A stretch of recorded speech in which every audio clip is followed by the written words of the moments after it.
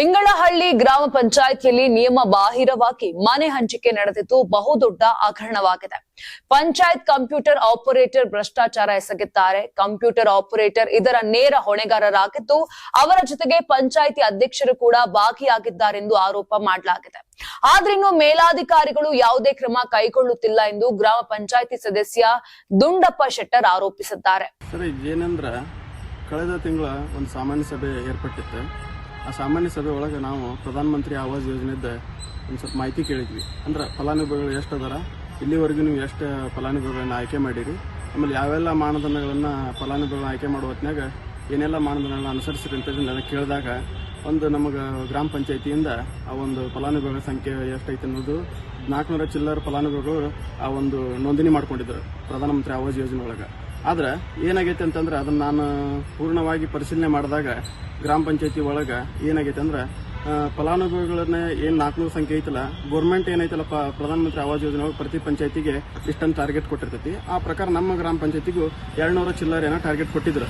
ಇಷ್ಟು ಇಷ್ಟು ಫಲಾನುಭವಿಗಳನ್ನ ಆಯ್ಕೆ ಮಾಡ್ಬೇಕು, ನೀವು ವಸತಿಯನ್ನು ಹಂಚಿಕೆ ಮಾಡ್ಬೇಕಂತೇಳಿ. ಆದ್ರೆ ನಮ್ಮ ಗ್ರಾಮ ಪಂಚಾಯತಿ ಏನು ಸಿಬ್ಬಂದಿ ಅದರಲ್ಲ, ಕಂಪ್ಯೂಟರ್ ಆಪರೇಟರ್, ಇವ್ರ ಅಜಾಗರೂಕತೆ ಮತ್ತು ಹಣದ ಆಮಿಷದಿಂದ ಏನ್ ಮಾಡಿದಾನಂದ್ರ ಕಂಪ್ಯೂಟರ್ ಆಪರೇಟರ್ ಯಾರ ಗಮನಕ್ಕೆ ತರದೇನ ಏನ್ ಮಾಡಿದಾನಂದ್ರ ಬೇಕಾಬಿಟ್ಟಿ ಮನೆ ಹಂಚಿಕೆಯನ್ನು ಮಾಡಿದಾನ. ಅಂದ್ರೆ ನಿಯಮಾನುಸಾರ ಅವನು ಮನೆ ಹಂಚಿಕೆಯನ್ನು ಮಾಡಿಲ್ಲ. ಅಂದ್ರೆ ಸರ್ಕಾರ ಒಂದು ನಿಯಮವನ್ನು ಮಾಡಿರ್ತೈತಿ. ಅದಕ್ಕೆ ಪ್ರಧಾನಮಂತ್ರಿ ಆವಾಸ್ ಯೋಜನೆಯನ್ನು ಫಲಾನುಭವಿಗಳು ಆಯ್ಕೆ ಮಾಡ್ಬೇಕಾದ್ರೆ ಸರ್ಕಾರ ಇಂಥದ್ದೇ ಅಂತ ಒಂದಿಷ್ಟು ಮಾರ್ಗಸೂಚಿಯನ್ನು ಹೊರಡಿಸಿರ್ತೈತಿ. ಆ ಮಾರ್ಗಸೂಚಿ ಪ್ರಕಾರ ಇವರು ಯಾವುದೇ ಫಲಾನುಭವಿಗಳಿಗೆ ಮನೆ ಹಂಚಿಕೆ ಮಾಡಿಲ್ಲ. ತಮಗೆ ಬೇಕಾದವರಿಗೆ ಮನೆ ಹಂಚಿಕೆಯನ್ನು ಮಾಡಿದ್ದಾರೆ. ಯಾರಿಗೆ ಬಡವರಿಗೆ ಏನು ಮನೆ ಹಂಚಿಕೆ ಆಗಿ ಬಡವರೇನು ಸೂರ್ಯನ ಕನಸು ಕಂಡಿದ್ರಲ್ಲ, ಆ ಕನಸನ್ನು ಇವರು ನೂರು ಮಾಡುವಲ್ಲಿ ಬಹಳ ಸಫಲರಾಗ್ಯಾರ. ಆಮೇಲೆ ಇದ್ರೊಳಗೆ ಹಣದ ಆಮಿಷದ ಒಡ್ಡಿ ಏನೈತಲ್ಲ, ಕೆಲವೊಂದಿಷ್ಟು ಕೆಲವೊಂದಿಷ್ಟು ಫಲಾನುಭವಿಗಳನ್ನ ಆಯ್ಕೆ ಮಾಡಿದಾರೆ ಅನ್ನೋದು ನಮ್ಮ ಗಮನಕ್ಕೆ ಬಂದೈತಿ. ಇದಾಗಿನೂ ನಾವು ಸಾಮಾನ್ಯ ಸಭೆಯೊಳಗೆ ಇದನ್ನೆಲ್ಲ ಮೇಲಾಧಿಕಾರಿಗಳಾಗಲಿ, ಸರ್ವ ಅಧ್ಯಕ್ಷರಿಗಾಗಲಿ ಮತ್ತು ಉಪಾಧ್ಯಕ್ಷರು, ಸರ್ವ ಸದಸ್ಯರಿಗೂ ಇದನ್ನ ಗಮನಕ್ಕೆ ತಂದಾಗಿಯೂ ಸಹಿತ ಇನ್ನೂ ಒಂದು ತಿಂಗಳುಗಳ ಕಾಲ ಆದರೂ ಸಹಿತ ಆ ಒಂದು ಕಂಪ್ಯೂಟರ್ ಆಪರೇಟರ್ ಏನೈತಲ್ಲ, ನಾರಾಯಣ್ ಕೆಮ್ಮಿನ ಮನೆಯನ್ನು ಐತೆ, ಅವನ ಹೆಸರು ತೆಮ್ಮಿನಕೊಪ್ಪ, ನಾರಾಯಣ್ ತೆಮ್ಮಿನಕೊಪ್ಪ, ಅವನ ಮೇಲೆ ಯಾವುದೇ ಕ್ರಮವನ್ನು ಇನ್ನೂವರೆಗೂ ಕ್ರಮ ಕೈಗೊಂಡಿಲ್ಲ. ಇಂದು ನಾಳೆ ಅಂತೇಳಿ ಇವರು ಮೀನಾಮೇಷವನ್ನು ಎನಿಸ್ಕೊಂತ ಹೊಂಟಿದ್ದಾರೆ. ಆದರೂ ಸಹಿತ ನಮ್ಮ ಹೋರಾಟವನ್ನು ನಾವು ಕೈ ಬಿಡಬಾರ್ದು ಅಂತೇಳಿ ಎಲ್ಲರ ಗಮನಕ್ಕೂ ಈಗಾಗಲೇ ತಂದಿದ್ದೇನೆ. ಆದರೂ ಸಹಿತ ಇವರು ಅದು ಯಾವುದಕ್ಕೂ ಜಗ್ತಾ ಇಲ್ಲ. ಇನ್ನು ಮುಂದಿನ ದಿನಮಾನದೊಳಗೆ ಸತ್ಯಕ್ಕೆ ಏನು ಜಯ ಸಿಗ್ತತೆ ಅಂತ ಕಾದು ನೋಡಬೇಕಾಗಿದೆ. ಇನ್ನಾದರೂ ಎಚ್ಚೆತ್ಕೊಂಡು ನಮ್ಮ ಗ್ರಾಮ ಪಂಚಾಯತಿ ಒಂದು ಅಭಿವೃದ್ಧಿ ಪತ್ರ ಸಾಗಬೇಕಂದ್ರೆ, ಬಡವರಿಗೆ ನ್ಯಾಯ ಸಿಗ್ಬೇಕಂದ್ರೆ ಆ ನಾರಾಯಣ್ ತೆಮ್ಮಿನಕೊಪ್ಪ ಅನ್ನೋನ್ನ ಗ್ರಾಮ ಪಂಚಾಯತಿಯಿಂದ ವಜಾ ಮಾಡಿದ್ರೆ ಮಾತ್ರ ಸಾಧ್ಯ ಅನ್ನುವಂಥದ್ದು ನನ್ನ ಅಭಿಪ್ರಾಯ ಆಗಿದೆ.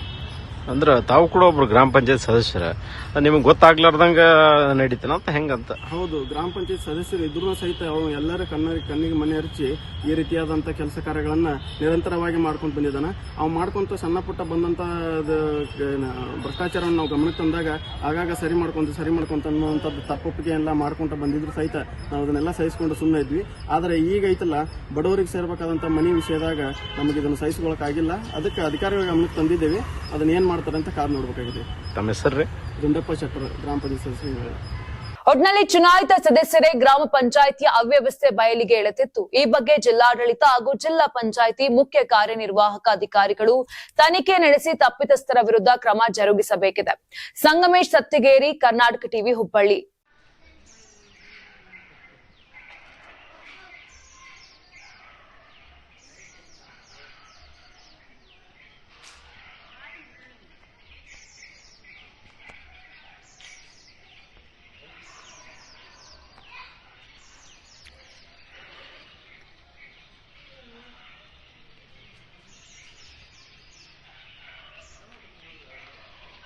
ನೀವು ಸಣ್ಣ ಆಗ್ಬೇಕಲ್ವಾ? ಅದು ಒಂದು ಉತ್ತಮ ಆಹಾರದಿಂದ ಸಣ್ಣ ಆಗ್ಬೇಕಲ್ವಾ? ಪ್ರತಿದಿನ ನಮ್ಮ ಜೀನಿ ಸ್ಲಿಮ್ ನ ಯೂಸ್ ಮಾಡಿ ಯಾವುದೇ ಸೈಡ್ ಎಫೆಕ್ಟ್ ಇಲ್ದಂಗೆ ನೀವು ಸಣ್ಣ ಆಗ್ತೀರಾ.